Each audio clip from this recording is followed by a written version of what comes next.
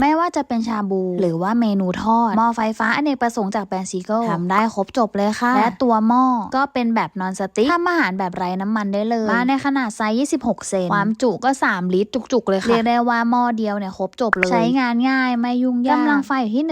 1,350 แล้วยิ่งใครที่อยู่หอพักคอนโดหม้อตัวเนี้ยครบจบเลยค่ะไม่ต้องซื้อกระทะแยกเพราะเป็นได้ทั้งหม้อต้มกระทะทอดคือครบจบในหม้อเดียวเลยตัวหม้อจะมีระบบตัดไฟให้อัตโนมัติเวลาหม้อร้อนเกินเนี่ยเขาก็จะตัดไฟอัตโนมัติมีมอก.แล้วก็รับประกันให้อีก1 ปีเต็มอิ่มฟินทั้งครอบครัวค่ะยกล้างก็สะดวกยกแค่ตัวหม้อไปล้างค่ะไม่ต้องยกตัวเครื่องมาตอนนี้ทางแบรนด์เขาจัดโปรอยู่นะคะถ้าใครจะตามพิกัดโปรนิวทิ้งไว้ให้แล้วตะกร้าสีเหลืองตัวออปชั่น